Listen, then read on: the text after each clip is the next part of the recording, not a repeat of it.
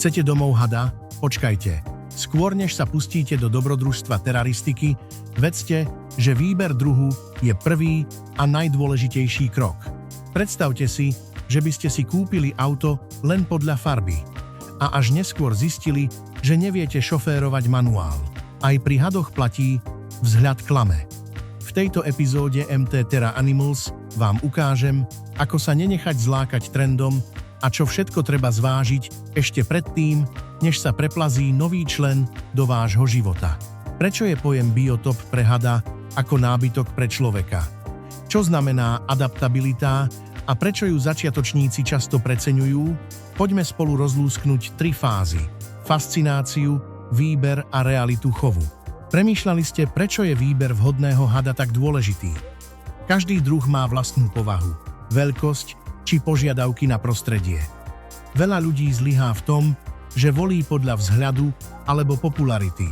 Pripomína vám to nákup exotického ovocia, ktoré síce dobre vyzerá, ale neviete, ako ho pripraviť a tak zhnie? Hady si vyžadujú vhodnú vlhkosť, čo je vlastne ich klíma, a správnu termoreguláciu, ako by sme riešili klimatizáciu v dome. Predstavte si, že by ste si vybrali agresívny druh len preto, že je farebný. Naozaj by ste zvládli každodenné starosti, alebo by prišla frustrácia? Žiaľ, väčšina problémov vzniká práve tu, v zlom rozhodnutí hneď na začiatku. Čo sa môže stať, ak si vyberiete nevhodného hada? Predstavte si, že ste si domov priviedli tvora, ktorého správanie vás začína desiť. Zvykli by ste si na strach pred vlastným zvieraťom? Možno by ste sa zľakli otvoriť terárium, meniť vodu či čistiť substrát. 2 dôležité slová: stres, pre vás aj hada, a apatia, keď had prestane prijímať potravu a reagovať. Takýto stav vedie k zanedbávaniu, úhynu či snahám zbaviť sa zvieraťa.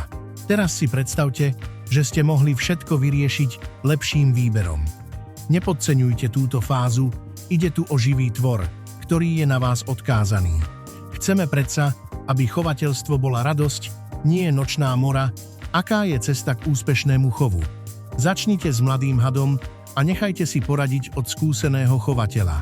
Teraz možno premýšľate, ale kde takého nájdem? Stačí otvoriť tematické fóra, navštíviť burzu alebo osloviť chovateľské kluby. Skúsený chovateľ vám povie, čo je etológia, veda o správaní zvierat, a habitát, čo je niečo ako domáce prostredie hada. Pýtajte sa, čím viac viete, tým lepšie rozhodnutie urobíte. Nehanbite sa spýtať na bežné chyby, nároky na stravu alebo manipuláciu. Nezabudnite, je lepšie položiť 10 otázok, než potom riešiť 10 problémov. Poznáte tie sny, že si kúpite veľkého hada na obdiv kamarátov alebo budete zarábať na mláďatách? Realita je iná. Chov hadov nie je biznis pre začiatočníkov. Určite ste už počuli o množiarniach. Miestach, kde sa zvieratá množia bez ohľadu na ich pohodu.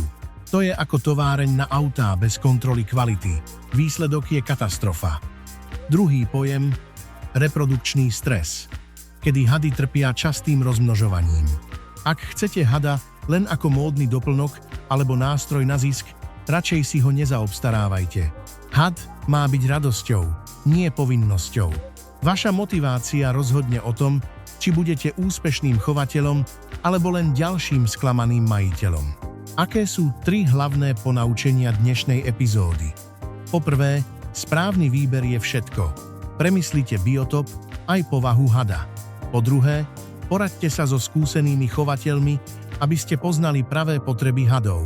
Po tretie, rešpektujte hranicu medzi záľubou a módnym trendom. Vaša konkrétna akcia?